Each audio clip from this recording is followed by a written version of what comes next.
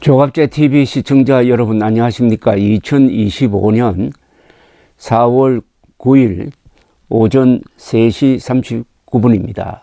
어제는 한덕수 대통령 권한대행의 날이었습니다. 헌법재판관 3명을 임명, 지명하면서 야당의 격렬한 반발을 불렀습니다. 한편 트럼프 대통령과 처음으로 통화를 하면서 관세 전쟁을 서로 논의했습니다. 그리고 CNN과 영어로 인터뷰를 해서 아주 크게 났습니다. 이러니까 자연스럽게 한덕수 대행을 국힘당이 대통령 후보로 영입하는 것 아니냐 하는 이야기가 나올 수밖에 없게 되었습니다. 한덕수 권한대행이 가진 이미지, 경륜, 전문성, 안정감이 갑자기 탄핵 정국에서 돋보이기 시작했습니다. 도널드 트럼프 미국 대통령은 어제 한덕수 대통령 권한대행 국무총리와 통화한 내용을 공개를 했습니다. 상호 관세와 한국에 제공하는 대규모 군사보호 비용 지불, 우리로 말하면 방위비 분담금이죠. 에 대해 이야기했다고 밝혔습니다. 트럼프는 한덕수 대행과 28분간 통화한 후 소셜미디어에 올린 글에서 그 내용을 밝혔습니다. 한국의 엄청난 대미 무역 흑자, 관세, 조선업, 미국산 액화 천연가스를 한국이 대규모로 구매하는 문제, 알래스카 파이프라인 합작 투자, 그리고 한국에 제공하는 우리의 대규모 군사 보호에 대한 지불에 대해 이야기했다고 밝혔습니다. 이어서 한미 양국 모두의 훌륭한 거래를 할 수 있는 조건과 가능성이 있다고 했습니다. 트럼프 대통령은 한국과 협상을 대문자로 원스톱 쇼핑이라고 표현하면서 아름답고 효율적인 절차가 될 것이라고 했습니다. 상호 관세를 낮추려면 한국이 방위비 분담금을 높이고 에너지 구입과 조선업 협력에 적극적으로 나서야 한다는 뜻을 내비친 셈입니다. 특히 트럼프 대통령은 한국은 내 첫 임기 중 처음으로 방위비 분담금을 지불하기 시작했고, 이건 사실과 다릅니다. 이는 수십억 달러에 달한다며 방위비 재협상을 요구할 것임을 시사를 했습니다.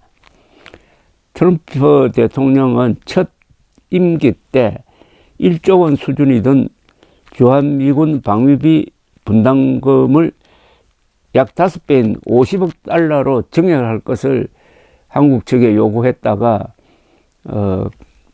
한 15억 달러 전후로 이렇게 매듭지어진 적이 있습니다. 케빈 해식 백악관 국제경제위원회 위원장은 폭스뉴스와 인터뷰를 하면서 지금은 한국, 미국 등 동맹과 협상을 우선하라는 지시를 트럼프 대통령으로부터 받았다고 이야기를 했습니다. 한 권한대행은 한미 양측은 상호 윈윈하는 방안을 찾을 수 있도록 무역 균형을 포함한 경제협력 분야에서 건설적인 협의를 계속해 나가자고 말했다고 합니다. 한미 정상급 통화가 이루어진 것은 지난해 11월 7일 당시 대통령 당선인이었던 트럼프 대통령과 윤석열 전 대통령의 전화통화 이후 152일 만입니다. 한덕수 권한대행은 미국 CNN 방송과의 인터뷰에서 한국이 중국, 일본과 협력해 미국에 맞설 것이냐는 질문에 우리는 그 길을 택하지 않을 것이라고 하면서 미국에 협력하겠다는 뜻을 비쳤습니다. 일각에서는 한미일이 손잡고 미국에 공동조선을 펼 것이라는 이런 기사가 나오고 있는데 그런 방식을 부인한 겁니다.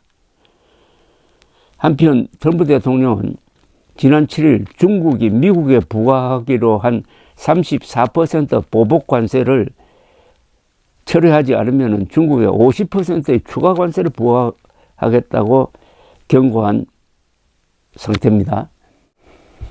이런 가운데서 한덕수 권한대행이 아주 논쟁적인 인사를 했습니다. 어제 문영배 헌법재판소장 직무대행과 이미선 헌법재판관이 퇴임을 하는데 그 후임자로 이완규 법제처장과 함상훈 서울고등법원 부장판사를 지명을 했습니다.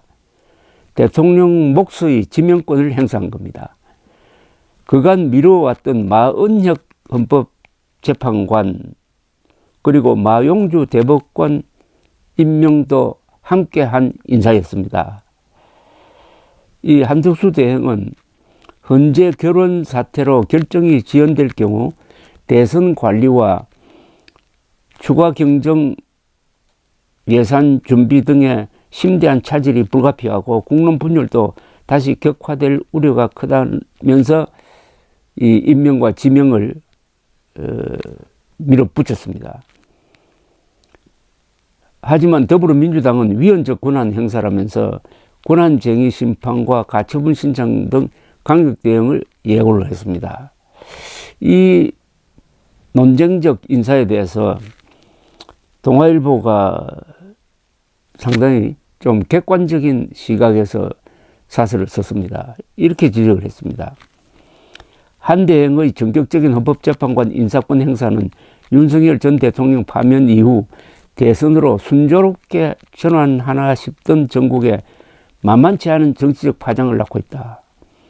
한 대행은 이번에 국민의힘과 민주당이 각각 반발하는 마 재판관과 새 재판관 두 사람에 대한 인사권을 동시에 행사함으로써 정치적 균형의 모양새는 물론이고 헌재의 구인체제 완성이라는 명분까지 얻을 수 있다고 판단한 것으로 보인다.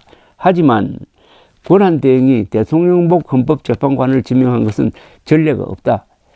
박근혜 전 대통령 탄핵 당시에도 황교안 권한대행은 대통령 몫이던 박한철 헌재소장 후임자를 지명하지 않았다. 게다가 한 대행은 작년 말 국회가 선출한 헌법재판관 후보 3명에 대해서 여야가 합의할 때까지 임명을 보류하겠다고 했다가 국회로부터 탄핵 소추당했다. 국회 목 재판관에 대한 형식적 임명마저 거부하더니 이번에는 대통령 목 재판관 2명에 대한 적극적 지명 권한을 행사한 것이다. 여기 아주 핵심입니다. 국회 목 재판관에 대해서는 당연히 임명해야 되는데 그런 임명을 하지 않던 사람이 이번에는 대통령 목 재판관 두 사람에 대해서는 적극적 지명 권한을 행사했다. 대통령 권한대행이 과연 대통령의 권한을 이런 식으로 적극적으로 행사할 수 있느냐 하는 쟁점이 생겼다는 뜻입니다. 동아일보 사설은 이어서 더욱 의아한 것은 한 대행이 지명한 이완규 법제처장이 윤 전 대통령과 서울대 법대와 연수원 동기 그리고 검사 동료로서 윤 전 대통령의 법률 대리인 역할을 했던 최측근 인사라는 점이다. 12.3 비상계엄 다음 날엔 이른바 안가회동에 참석해 민주당으로부터 내란 공범으로 지목되기도 했다. 이처럼 논란이 많은 인물을 지명한 한 대행의 권한 행사를 두고 일각에서 향후 자신의 행보 등 정치적 의도가 깔린 것 아니냐는 의구심이 제기되는 것도 무리 않을 것이다. 이 묘한 표현은 대통령 후보의 야심을 갖고 있는 것 아니냐. 그러려면 윤석열 측 지지를 우선 확보를 해야 되니까 윤석열의 친구를 헌법재판관으로 지명한 것으로 보인다. 이런 뜻입니다. 한 대행의 인사권이 관철되면 헌재의 진보 중도 보수 재판관 구성 비율이 바뀐다. 헌법 수호기관의 보혁 구도를 바꿀 중대한 결정을 선출되지 않은 권한대행이 내리는 것은 논란을 부를 수밖에 없다. 한 대행은 더는 윤석열 정부의 연장선에 있지 않다. 대선까지 2개월 정부 교체기의 엄청난 엄정한 관리자로서 정파와 이념을 떠나 공정하고 중립적인 선거 관리에 매진해야 한다. 어떤 정치적 논란에도 거리를 둬야 할 처지에 그 당사자가 되어서는 더더욱 안 될 일이다 라고 지적을 했습니다. 상당히 균형 잡힌 지적이라고 생각을 합니다. 한편으로 국민의힘에서는 10명이 넘는 사람들이 대통령 후보 경선에 나서겠다고 합니다. 한 사람이 압도적인 우위를 점하지 못하니까 너도 나도 나와가지고 자신의 지명도를 높여서 다음 선거, 예컨대 내년 지방선거에 대비하려고 하는 의도로 보이는데, 이런 가운데서 경륜, 안정감, 전문성이 있는 한덕수 권한대행을 모셔와야 되는 것 아니냐 하는 이야기가 국민의힘 안에서 나오고 있습니다. 그것과 어제 한덕수 총리답지 않는 매우 적극적인 인사, 논쟁적인 인사를 한 것이 서로 연관성이 있지 않느냐. 그리하여 오히려 민주당을 자극해가지고 민주당이 한덕수 권한대행을 공격하게 만들고 또 탄핵 소추까지 가면은 오히려 한덕수 대행이 대통령 후보로 출마하는 길을 열어주는 것 아니냐 하는 그런 생각도 듭니다. 그래서 민주당이 작년에 한덕수 권한대행을 탄핵 소추해가지고 오히려 윤석열 측의 반격을 불렀던 것과 똑같은 실수를 이번에 또 하지 않을까 하는 생각이 드는데, 묘한 지금 게임이 이루어지고 있습니다. 어쨌든 어제는 한덕수 권한대행의 날이었습니다. 트럼프와 처음으로 통화해가지고 현안 문제를 논의하고 CNN과 영어로 인터뷰를 해가지고 국제적으로 한덕수 대행의 존재감을 과시를 하고 논쟁적인 인사를 통해서 야당을 자극하고 총체적으로는 한덕수 권한대행의 존재감이 확 높아진 날이었습니다. 감사합니다.